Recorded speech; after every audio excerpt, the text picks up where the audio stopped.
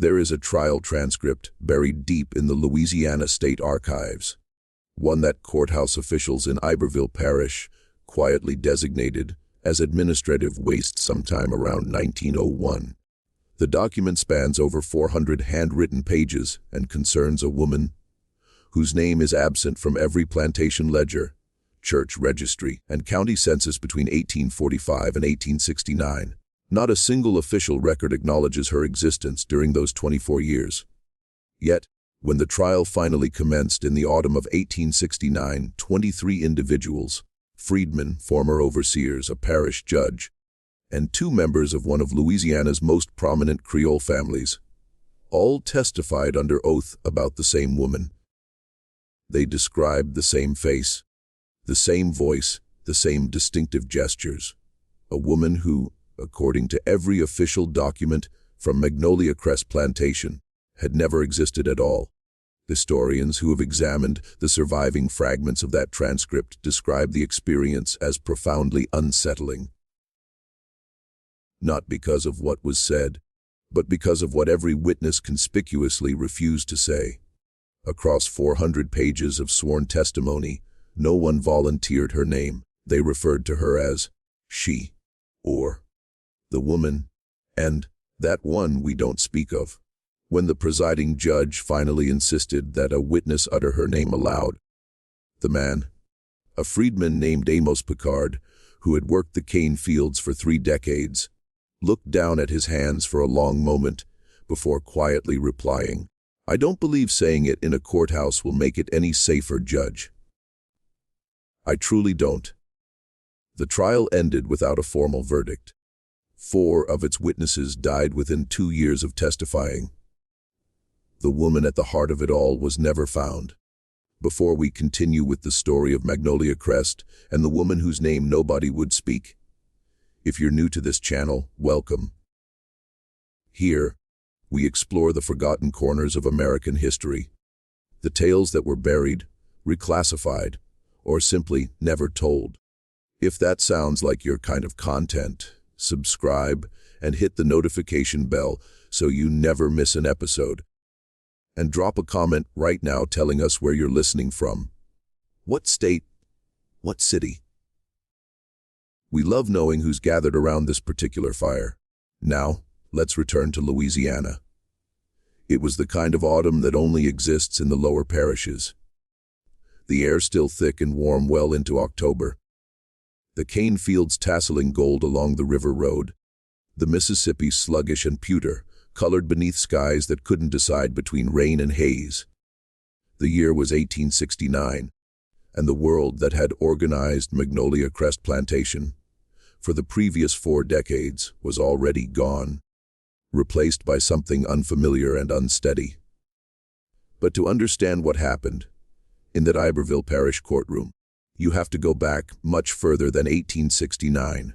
You have to go back to a particular Wednesday morning in March of 1845, when a woman arrived at Magnolia Crest for the first time, and the silence around her began. Magnolia Crest sat 11 miles south of Plaquemine on the west bank of the Mississippi and had been in the Fontenot family since 1802. By 1845, it was one of the larger sugarcane operations in Iberville Parish. Not the grandest or wealthiest, but substantial and well managed, with roughly 340 acres under active cultivation and between 80 and 90 enslaved individuals working the land, the house, the mill, and the various outbuildings that formed the plantation's self-contained world. The Fontenot family occupied a particular and somewhat complicated position in Louisiana's social hierarchy. Etienne Fontenot, the patriarch, was a 3rd-generation Louisiana Creole, French and Spanish ancestry Catholic, fluent in both French and English, with the kind of careful manners and precise social calibration that Louisiana's planter class had refined over generations. His wife, Celestine Niue Beaumont, came from a family that had originally arrived from Saint Domingue in the 1790s, displaced by the Haitian Revolution, and carrying both significant wealth and a particular kind of watchful anxiety that their descendants had never entirely shaken. The Fontenauts maintained a house in New Orleans on Esplanade A Avenue for the social season and retreated to Magnolia Crest for the grinding months of harvest. By 1845, they had 4 children, 2 sons, Remy and Julian, ages 17 and 14 respectively, a daughter, Marguerite, who was 11, and a youngest boy, Theodore, who was 8 and sickly. The plantation's enslaved community had its own internal structure, its own hierarchies, specialists, and memory. There were people who had been at Magnolia Crest since its founding, who had worked under Etienne's father, and whose grandchildren were now being born into the same fields. Among them, and the person with the most practical and social authority, was a man named Solomon Picard, father of the Amos Picard who would one day refuse to speak a woman's name in court. Solomon was the plantation's chief driver, the intermediary between the Fontenaut family and the enslaved workforce. He was in his mid-50s in 1845, broad-shouldered and deliberate, with a face that people frequently described as impossible to read. He had a wife, Delphine, who worked in the main house as a seamstress, and 3 grown children, of whom Amos was the middle.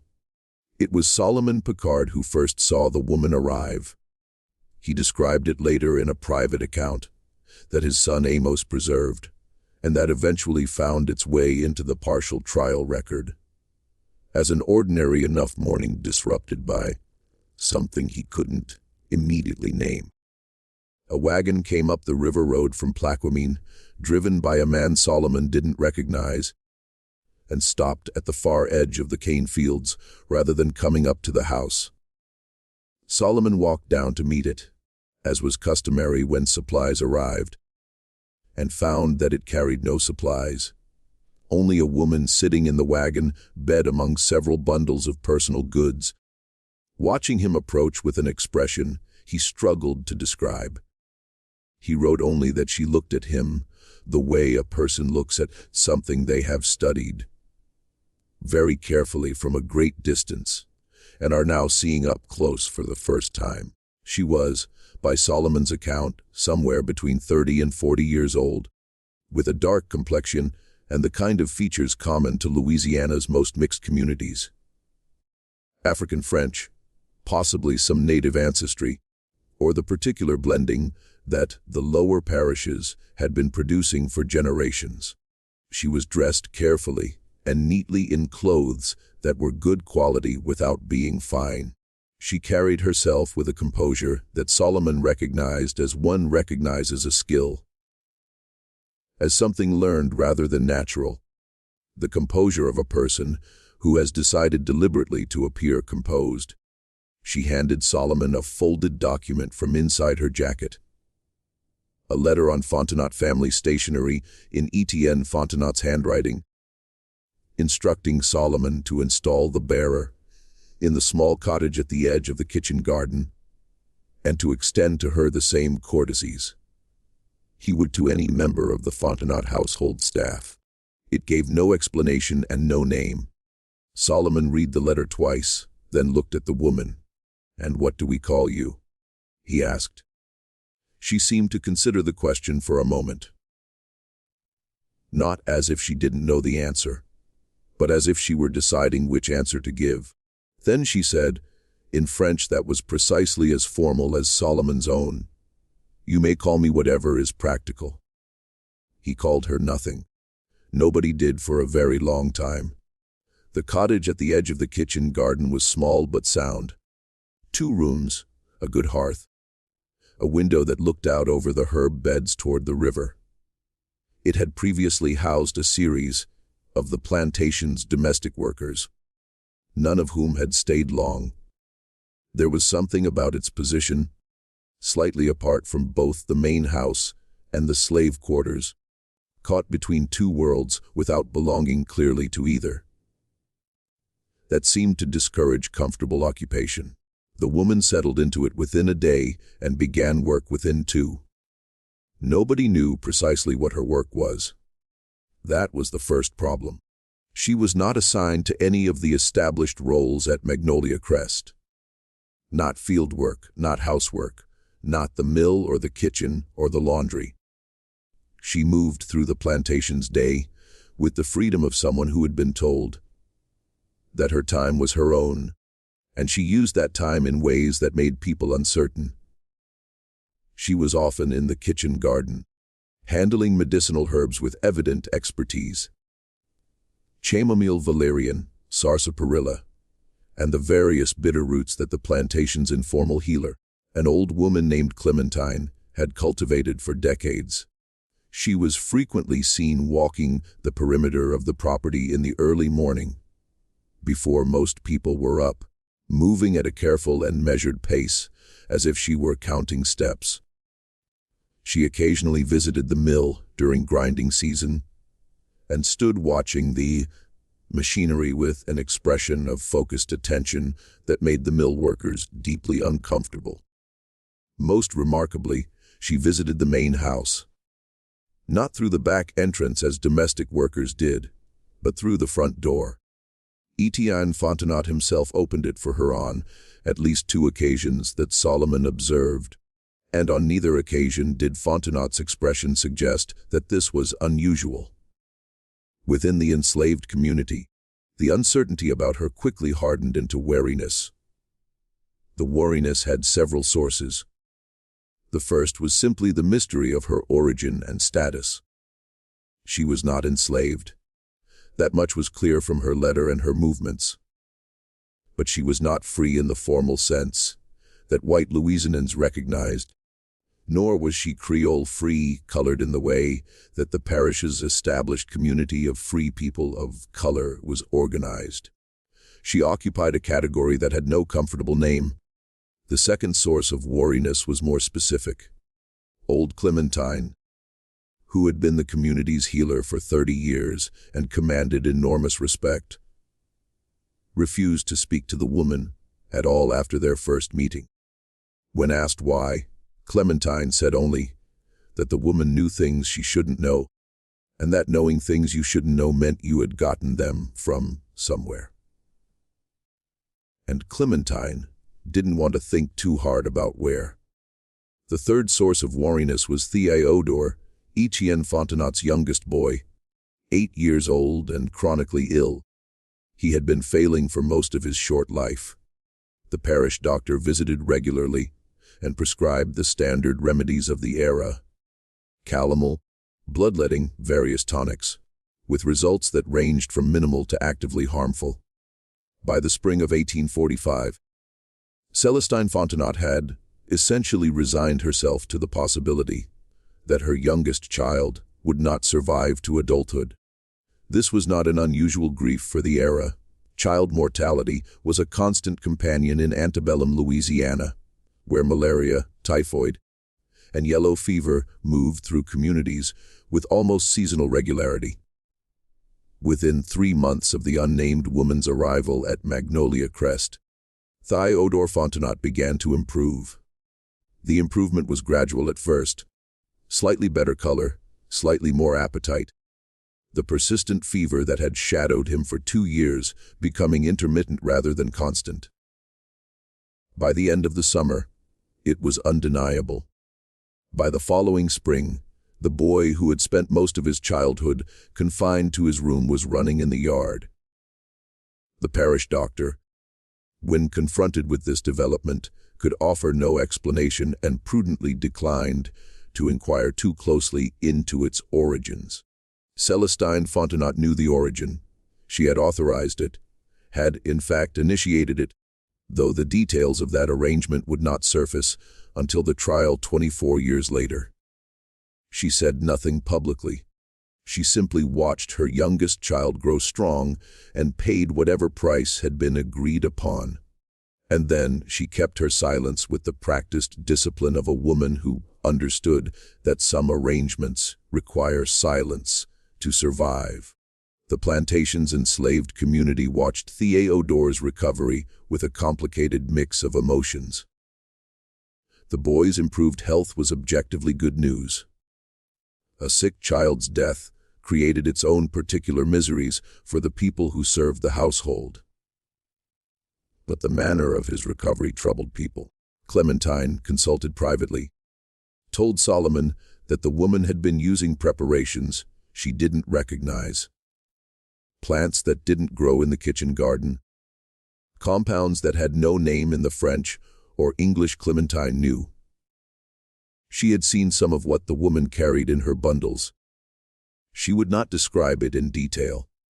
She said simply, "That woman carries knowledge from somewhere far from here, and knowledge that travels far from its home doesn't always arrive clean." Solomon wrote this down. He was one of the few people at Magnolia Crest who could read and write. A skill acquired through means he never fully explained. He kept a private record, not a diary exactly, more a series of observations, which he maintained throughout the woman's years at Magnolia Crest. It was this record, preserved by his son Amos and presented in fragments at the 1869 trial, that provided the most detailed account of what happened in those years. Most of what we know about the unnamed woman comes from Solomon's careful, cautious, consistently bewildered hand. He wrote, "In the summer of 1845, she has been here now 4 months. Nobody calls her anything. She does not seem to require a name. This I find more strange than anything else about her, even stranger than what she did for the boy. A person without a name in a place like this is either very free or very trapped. I cannot determine which she is." The arrangement, if that is the right word for what existed between the unnamed woman and the Fontenot family, endured for the next 19 years. Those years were not static. Louisiana and the nation moved through upheavals that transformed everything: the Mexican War, the crisis over slavery's expansion, the Compromise of 1850. The brutal decade of the 1850s, when the question of the Republic's survival began to feel not theoretical, but immediate. And then the war itself. Beginning in 1861, tearing through the South with a violence that the men who had started it had badly failed to imagine. Magnolia Crest experienced all of this, and the unnamed woman moved through it all, her position shifting in ways that were subtle but cumulative. In the early years, her role remained undefined. The healer who wasn't officially a healer, the advisor who had no official standing to advise. The woman in the cottage, at the edge of the kitchen garden, who was visited by the plantation mistress with a regularity that nobody commented on, because commenting on it would have required acknowledging it. Celestine Fontenot came to the cottage on average twice a week. The visits were never announced and never explained. They lasted between 30 minutes and 2 hours. What was discussed in them, nobody knew. Delphine Picard, Solomon's wife, who worked in the main house and observed Celestine's movements carefully, noted that the mistress always arrived at the cottage with visible tension in her shoulders and jaw, and always left with something released in her face. Not exactly peace, but the particular expression of a person who has been given information they needed, even if the information was difficult. The second Fontenot son, Julian, who was 14 when the woman arrived, developed what Solomon could only describe as an obsession. By the time Julian was in his 20s, he was visiting the cottage himself, less frequently than his mother, but with a different quality of need.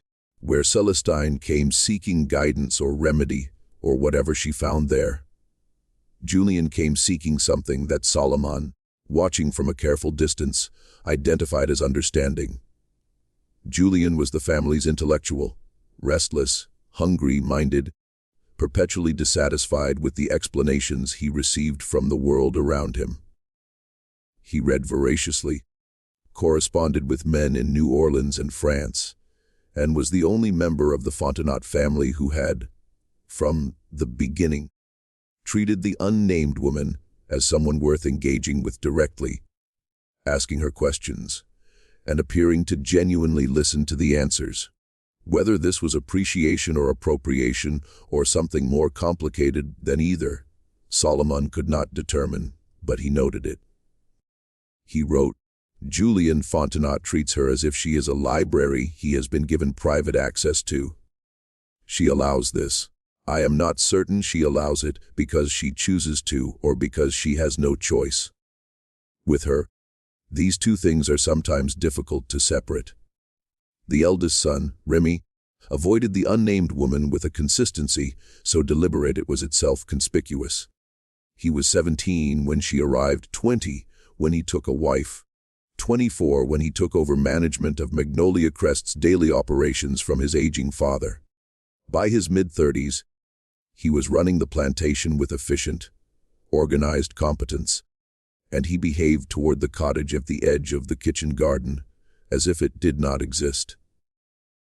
He routed his movements to avoid passing it, did not speak the woman's name, but then nobody did, and managed to convey through posture and eye movement that the entire matter was simply not present in his world.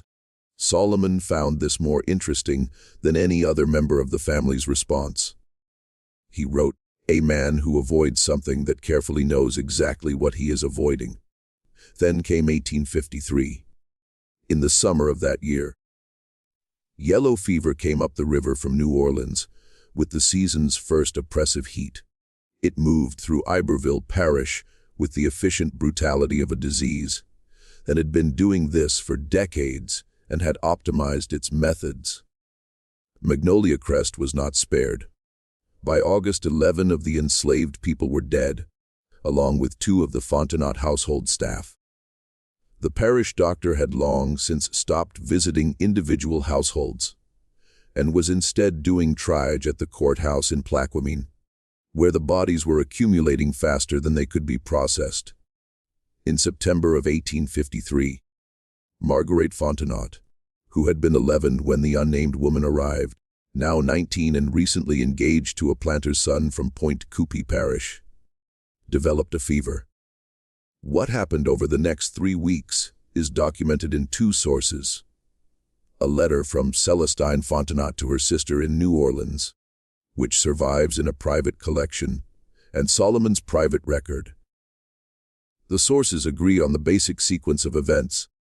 Marguerite's fever was severe and progressing. The parish doctor was unavailable.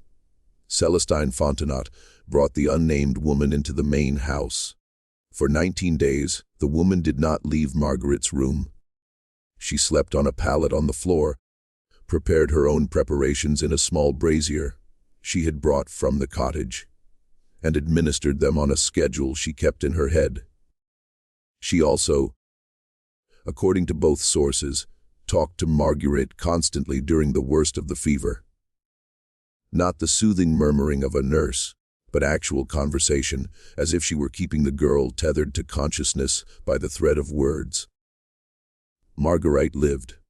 Her fiancé, 2 houses down the river road, did not.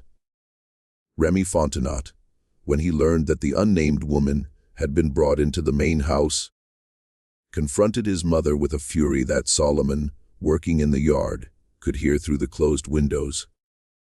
Not the words, only the register and rhythm of rage. Remy's voice low and cutting, Celestine's higher and inflexible. The particular music of a family argument that has ancient roots and no clean resolution. After an hour, Remy left the house on horseback and did not return for 3 days. When he came back, he said nothing about it, and the unnamed woman returned to her cottage. Marguerite recovered slowly through the autumn, and Remy Fontenot added one more thing to the list of things he was pretending did not exist. The question of what service the unnamed woman was providing to the Fontenot family, and what she was receiving in return, became more urgent as the years went on, and the answer remained hidden. She did not age in the way that people expected. This is a statement that requires careful unpacking because it is easy to misread. She was not ageless in any fantastic sense.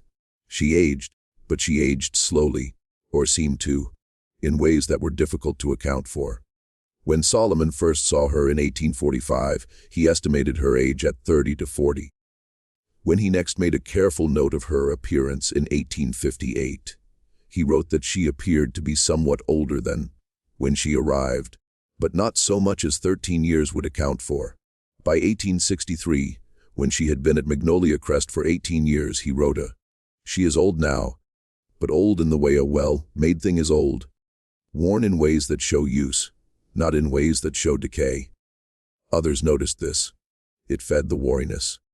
It fed something that in the quarters had, by then, accumulated enough weight to be called quietly and carefully fear. The war changed everything. And it changed nothing, which was the particular cruelty of the Civil War in Louisiana. Union forces took New Orleans in April of 1862 and moved upriver through the parishes with a speed that left the planter class scrambling. Iberville Parish fell under Union control in 1863. The Emancipation Proclamation, whatever its practical limitations, transformed the legal status of Magnolia Crest's enslaved population, and over the following months, the plantation's workforce reorganized itself with a thoroughness that left the Fontenot family's management structures largely intact, but fundamentally changed. Many left. Some stayed, negotiating for wages or sharecropping arrangements that would have been unimaginable a year before. Solomon Picard stayed. Delphine stayed. Amos, their son, now a man in his early 30s, stayed. The unnamed woman also stayed. This was noted. Her staying when she could have left, could have walked away into whatever freedom meant in 1863 Louisiana, struck people as significant. Solomon wrote, "She is not gone. I asked her why. She said, 'Because I am not finished here.' When I asked what she meant by finished, she did not answer. She has never been a woman who answers questions she finds uninteresting." The Fontenot family contracted. Elitine had died in 1860 from a stroke that the parish doctor attributed to the strain of watching the Republic come apart at its seams. Celestine remained in the main house, increasingly diminished.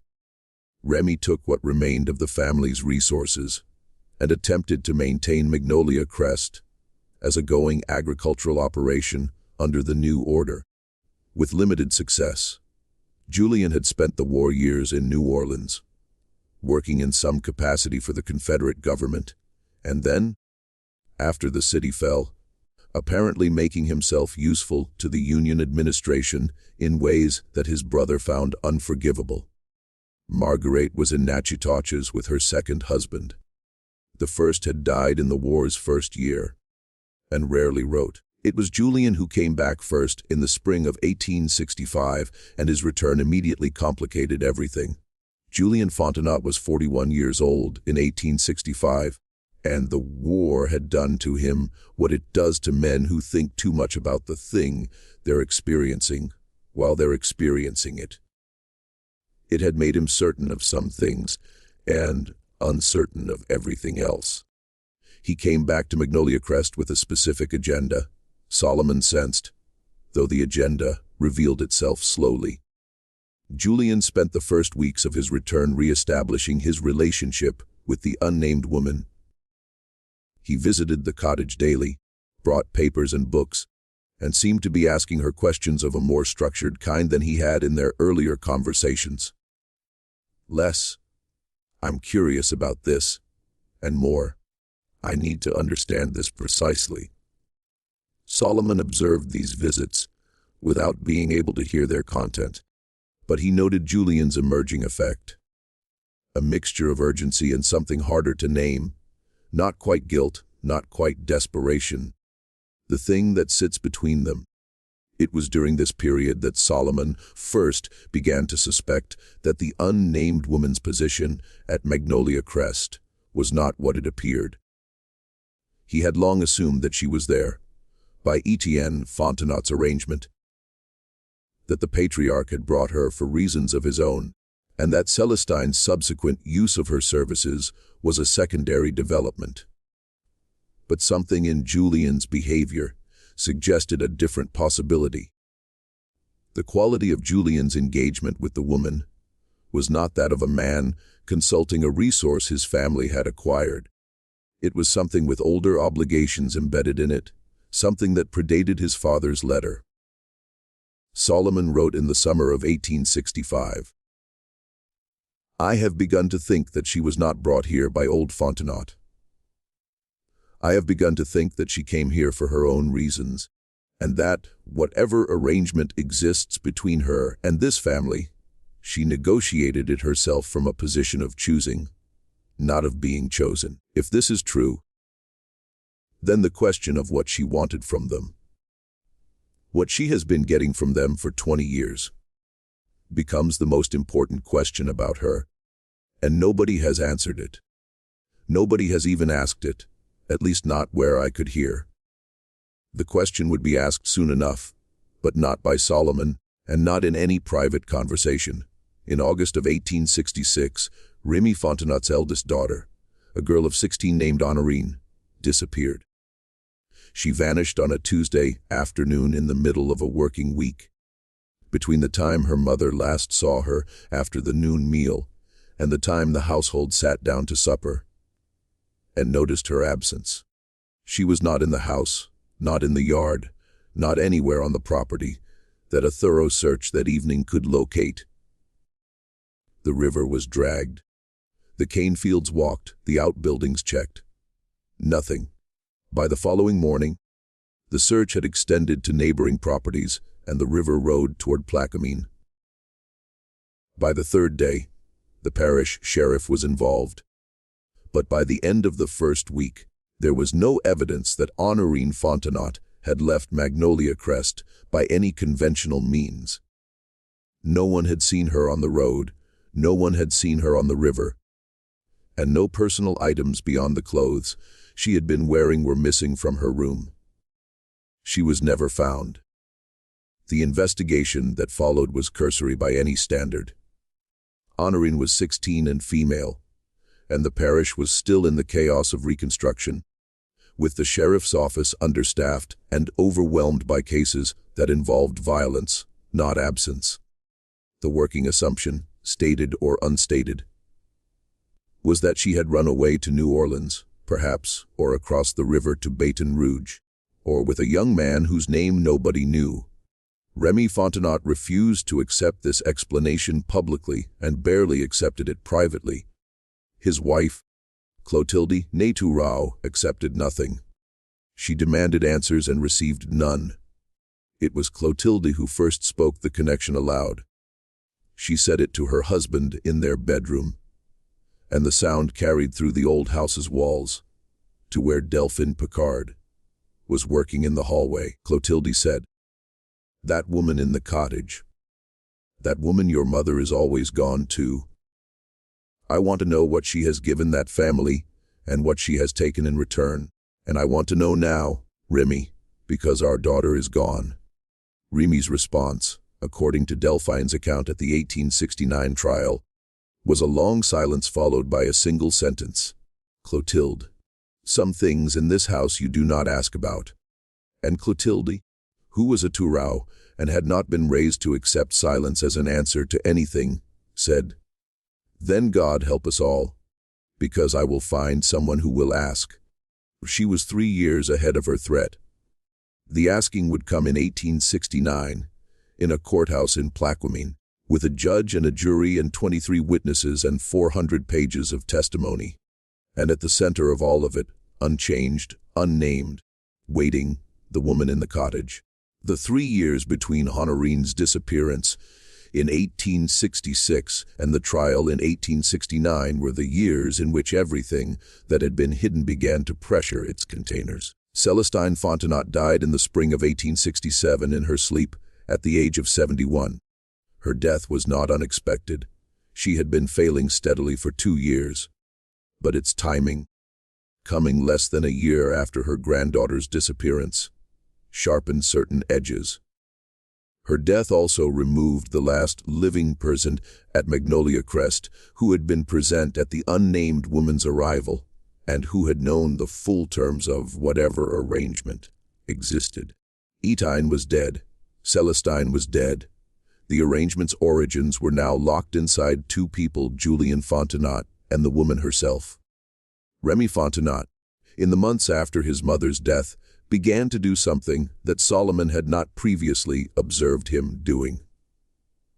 He began to ask questions, not of the woman directly.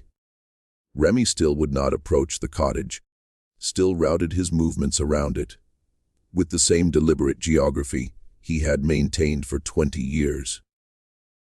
But he began to ask questions of the people around him, of Solomon, of Delphine, of the older freed people who had been at Magnolia Crest long enough to remember things.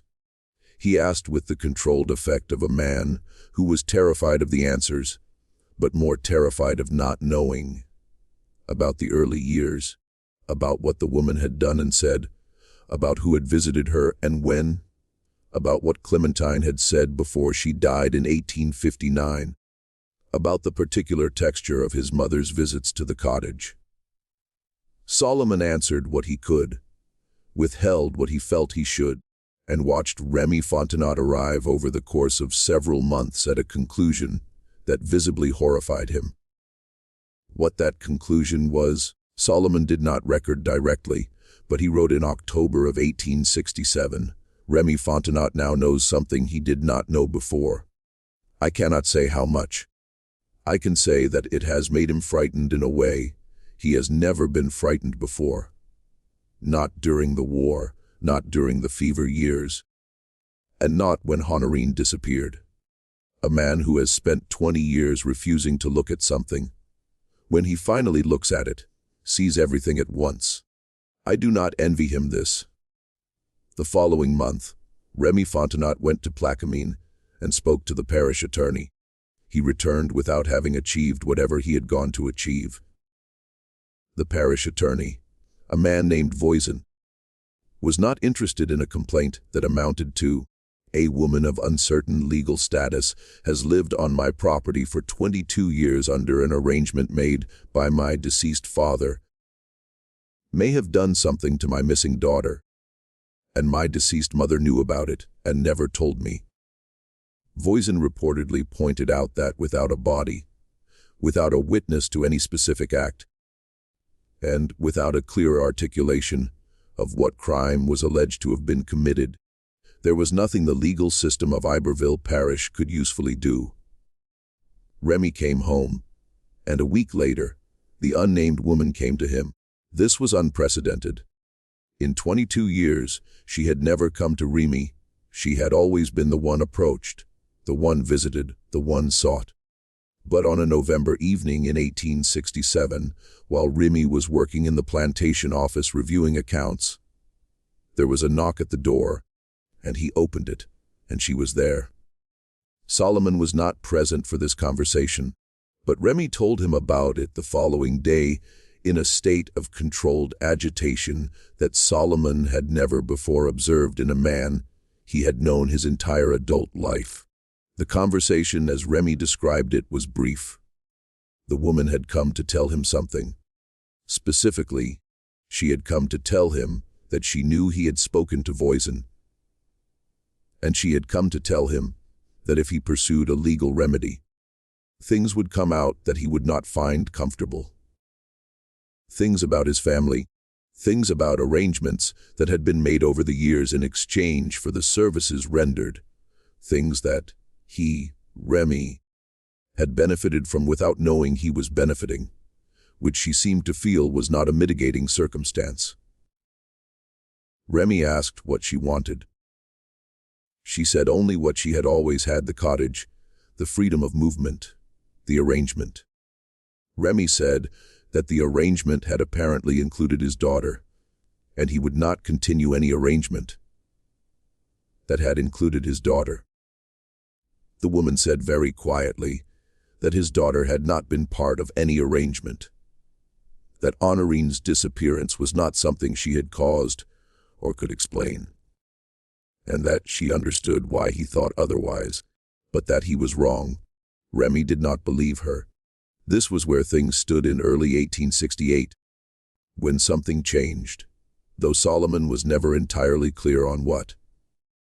The best he could reconstruct was that Julian Fontenot, who had until this point maintained his separate relationship with the woman in what appeared to be a genuine compartmentalization from his brother's situation, reached some kind of breaking point. Perhaps it was guilt. Perhaps it was the particular honesty that comes when someone has been carrying a secret so long that the weight becomes unbearable. Perhaps the woman herself asked something of him that he was unwilling to provide. Whatever the cause, in the summer of 1868, Julian went to the parish attorney's office and made a formal statement. And the content of that statement was the detonator. Julian Fontenot told the parish attorney that he knew the origin of the unnamed woman's arrangement with his family. He knew it because he had helped to arrange it 23 years earlier, when he was 20 years old and convinced that he was doing something clever. He told the attorney that the arrangement had been made not by his father, but by himself, in his father's name, using the family's stationery and the family's resources, and that what he had arranged was not what anyone who looked at it from the outside could have guessed. He said that the woman was owed a debt by the Fontenot family going back further than 1845, a debt of a kind that Louisiana law in 1845 had no mechanism for acknowledging, and that she had come to Magnolia Crest not because they had sought her, but because she had determined that Magnolia Crest was the place where the debt could be repaid. She had approached Julian, then a young man in New Orleans, recently arrived at a relative's house for a social season, and she had made him understand what was owed and what she was prepared to do about collecting it. She had, in other words, not been brought to Magnolia Crest. She had brought herself there, and Julian had opened the door. When the parish attorney asked what the debt was, Julian was quiet for a long moment. Then he said that explaining the debt would require explaining something about his family's history in Saint-Domingue, where his mother's family, the Beaumonts, had come from, what they had done there, who they had done it to, and who, therefore, might have very old reasons to find them and present a reckoning. The trial was set for October of 1869. The Iberville Parish courthouse in Plaquemine was not built for spectacle. It was a modest building, brick, 2 stories, with the self-conscious dignity of a structure that knows it represents something larger than itself. In the autumn of 1869, it was crowded in ways it had not been built to accommodate. The trial drew observers from 3 parishes, several journalists from New Orleans papers, and a small contingent of Freedmen's Bureau officials who had their own reasons for interest in a case that touched on questions of personhood, debt, and accountability in post-war Louisiana. The unnamed woman was present for the trial. She sat at the front of the courtroom to the left, in the chair that had been designated for her, and she was precisely as composed as she had been on the morning Solomon Picard first saw her step down from a wagon in 1845. 24 years older. By that account, her face carrying the wear of time in ways that didn't align with any calculation of how old she should be. The presiding judge was a man named Thibodeaux, a Reconstructionist appointee, Northern educated, with no particular sympathy for the Fontenot family and a careful, methodical approach to the case's extraordinary complexities. He had spent 3 months reviewing the available documents before the trial began. He had read Julian Fontenot's statement 4 times. He still wasn't entirely sure what he was presiding over. The prosecution, such as it was, the legal architecture of the case, having required considerable improvisation, alleged that the unnamed woman had, over the course of 24 years, obtained property and benefits from the Fontenot family through a combination of concealment, manipulation of familial dependency, and what the complaint somewhat desperately termed coercive therapeutic practice. The disappearance of Honorine Fontenot was referenced, but not formally charged, for the reasons Voisin had outlined 2 years earlier. The defense: the woman had retained a Creole attorney named Duplessis from New Orleans, known for taking cases that others declined, argued that his client had provided legitimate services, freely negotiated for compensation freely given, and that the attempt to characterize those services as criminal was an extension of the same logic that had governed Louisiana's relationship with people like his client for the previous century. The logic that certain people could not legitimately negotiate, could not legitimately be owed, could not legitimately collect. Duplessis was eloquent. Thibodeaux listened to him with evident appreciation, and then the witnesses began. 23 people testified over 9 days. Freed people who had known the woman at Magnolia Crest for decades. Former overseers who described her movements and her apparent influence. Members of the Fontenot household who spoke carefully about what they had observed in the main house during her visits. Clotilde Fontenot, Remy's wife, testified for 3 hours about Honorine's disappearance, about the conversations she had overheard, and about the conclusions she had drawn from them. Remy himself testified briefly, reluctantly, with the expression of a man being made to swear to things he would prefer to have forgotten. And Julien Fontenot testified for 6 hours over 2 days. What he said reshaped the entire case. Julien had inherited from his mother's side fragments of family history that the Beaumonts had brought from St. Domingue in the 1790s. The Beaumonts had been among the largest landowners in the north of that island, now Haiti. In the years before the Revolution, they had enslaved hundreds of people. When the Revolution came, they had fled, taking what they could carry, including the family's financial records, which documented transactions that they had every reason to want documented and kept private. Among the people the Beaumonts had enslaved was a woman. Julien used the word woman, though the historical figure had died decades before he was born, who had possessed what her enslavers' records described variously as usual medical knowledge, dangerous influence over the other Negroes, and, in one document from 1780, a power over the body's workings that no honest person can explain. She had been separated from her child, a daughter, in a property transaction in 1791, 2 years before the Revolution, sold away from St. Domingue to a merchant in New Orleans, who resold her twice before she died in Louisiana in 1798.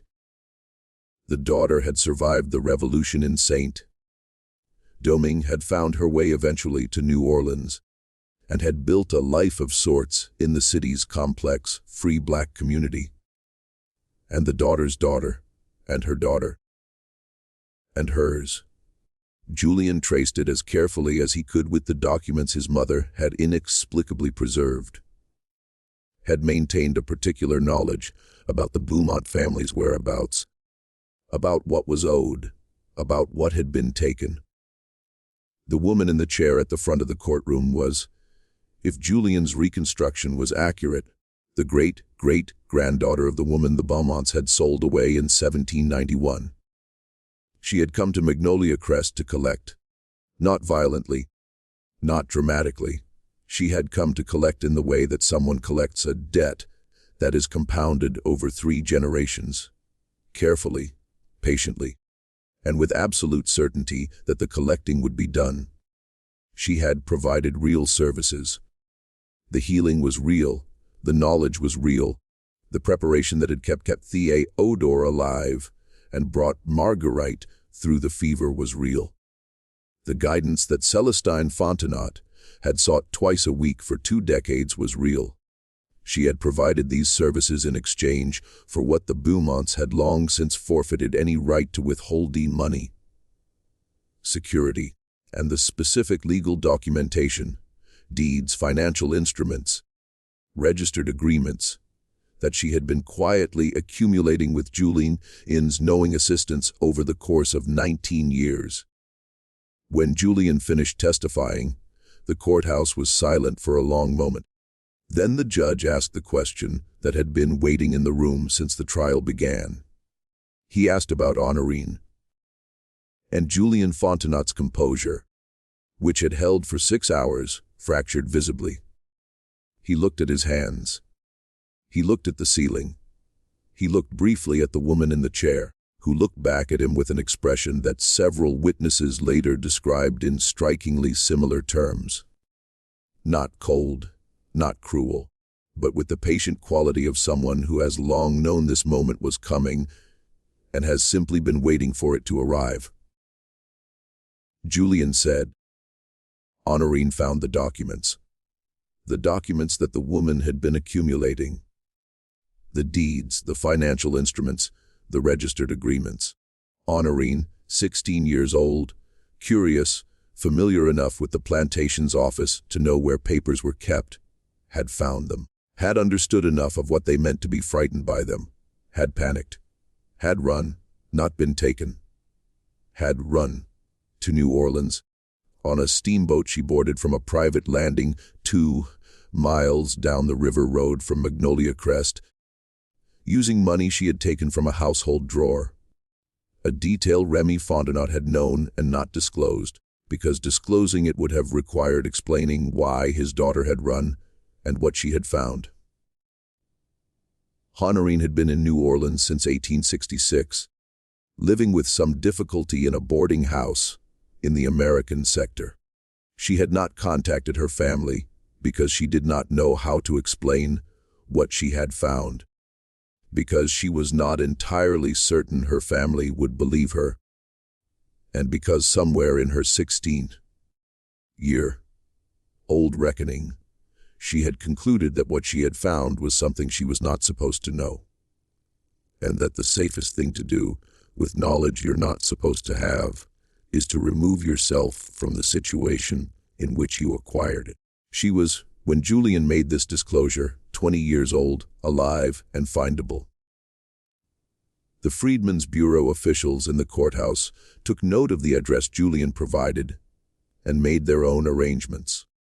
The woman in the chair listened to all of this. When the judge asked if she had anything to add, she said in French, in the formal register she had apparently maintained for 24 years. The girl was frightened. I understand why. I had not wanted her to find those papers yet, but I had not harmed her. I would not have harmed her. I am not in the business of taking people from their families. She said this with enough weight on the last sentence that everyone in the room understood its additional dimension. She was not in the business of taking people from their families. The Beaumonts had been in that business. The difference, her tone suggested, was one she took seriously. The trial concluded on October 22, 1869, without a formal verdict. Judge Thibodeaux determined, after 3 days of deliberation, that the charges as filed did not constitute a cognizable offense under Louisiana law as it existed in 1869, and that the legal instruments the unnamed woman had accumulated were, in his assessment, validly executed and enforceable. He dismissed the case. Remy Fontenot contested this determination through every available avenue for the next 2 years, with diminishing success and at considerable expense. The document stood, the deed stood. What the Fontenot family retained of Magnolia Crest, after the agreements were honored, was a substantially reduced property. Enough to continue operating. Barely, as a sharecropping arrangement, but nothing like the plantation that Etienne Fontenot had run at its height. Clotilde Fontenot traveled to New Orleans in November of 1869 and found her daughter. Honorine came home to Magnolia Crest for a visit that lasted 3 weeks. She did not stay.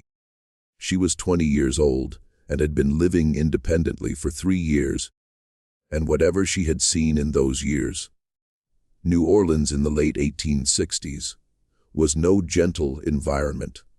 had made her someone who could not simply leave the position of a daughter in her father's house. She eventually settled in Baton Rouge, married a schoolteacher, and lived, by the available records, an unremarkable and apparently contented life. She never discussed the documents she had found. She never, as far as anyone could determine, spoke the unnamed woman's name either. Julian Fontenot left Louisiana in 1870 and did not return. He spent several years in Europe, Paris primarily, and then moved to the Caribbean, to Martinique, where he died in 1891. His obituary in the New Orleans Picayune described him as a man of letters, and mentioned his Louisiana origins without particulars. The unnamed woman left Magnolia Crest in the spring of 1870. She left on a Wednesday morning, as she had arrived on a Wednesday morning 25 years before. Solomon Picard watched her go. He was elderly by then, his hands giving him trouble, his record-keeping grown sparse. He wrote one final entry about her. She left today. She carried no more than she came with. She did not say goodbye. I did not expect her to. Goodbyes belong to people who are leaving something unfinished. Whatever she came here to do, she finished it. I hope what she carries away from this place is lighter than what she carried in. I think it might be. I think that was the point. Where she went, nobody at Magnolia Crest knew. There are no records of her in Iberville Parish after 1870. There are no records of her under any description that fits in the Louisiana State Archives for the years following. She moved as she had lived, outside the documentary reach of the institutions that were supposed to track everyone. She had spent 25 years being the woman whose name nobody spoke. After the trial, she became the woman whose whereabouts nobody knew. Whether these two conditions were, in her experience, different things, freedom or continuation of the same invisibility, is a question the record cannot answer. What the record does preserve, in fragments, in the partial trial transcript, in Solomon Picard's private account, in Julian Fontenot's testimony, is the outline of something extraordinary. A woman who spent a quarter century collecting a debt that was owed to her grandmother's grandmother, who did it not through force or threat, but through knowledge, patience, and the provision of things that people genuinely needed, who healed the people she healed because her skills were real, regardless of the larger strategy they served, who endured 25 years of namelessness, of being spoken of only as she and her and the woman, and who emerged from a courthouse in Iberville Parish in October of 1869 with what she had come for, and left. The courthouse records were reclassified around 1901, when a new administration came in and found the Fontenot case inconvenient for reasons that the reclassification order did not detail. The trial transcript was marked administrative waste and moved to a secondary archive where it sat for decades. When historians eventually found it, not the full document, but the fragments that survived, they found those 400 pages of testimony in which 23 people described the same woman in precise detail, agreed on her appearance and her voice and her manner, and in 400 pages did not once speak her name. The woman had spent 25 years without a name in the official record, because the people around her withheld it. The irony, if it can be called that, is that after the trial, when she was gone and could no longer be found, the name she had never used at Magnolia Crest was the one thing that might have helped locate her. Amos Picard knew it. He had known it for years, inherited from his father's private knowledge. He was asked at the end of his trial testimony to provide it for the record. He looked at his hands. He thought about it for what the transcript records as a considerable period. Then he said, "She gave up the use of her name a long time ago. In a place like this, with a history like the one she had, a name is something people take from you. She decided nobody would ever take hers again, so she put it away." and I think she'd want it to stay put away. I think that's the one thing she got to choose in all of it. What to keep to herself? Judge Thibodeaux looked at him for a moment. Then he made a notation in the record. Witness declines to provide name. Reason stated, and moved on. The fragments of the trial record do not include the name. Neither does Solomon's private account. Neither does Julian's testimony, though Julian clearly knew it. It is not in any surviving correspondence from Celestine Fontenot. It is not in the parish records. It is nowhere in the archive of Magnolia Crest, which burned in 1887 in a fire of undetermined origin, destroying whatever remained of the plantation's official documentation. Her name is gone. What she did remains in the fragments for whoever knows how to look. And this raises the question, the one that Amos Pickard's refusal to speak in the courthouse has kept open for 150 years, of whether the silence around her was always a cage, or whether some part of it, in the end, was a door. This mystery shows us something about the distance between what history records and what history contains. The people who moved through the official world like ghosts, not because they were powerless, but because they had learned that invisibility was sometimes the only form of agency available. The unnamed woman of Magnolia Crest walked through 25 years of official silence and emerged from it with what she had come for. The silence didn't erase her. She used it. What do you think of this story? Do you believe everything was revealed? Or do you think there are layers here that the trial record, even in its fragments, couldn't hold? Leave your comment below. Tell us what you make of Amos Pickard's refusal, of Julian's decision to speak after 20 years of silence, or of the woman's own choice about her name. We read every comment. If you want more stories like this one, stories that ask you to look at history sideways, to find the things that were hidden in plain sight, subscribe to Liturgy of Fear. Hit the notification bell and share this video with someone who loves the dark corners of the past.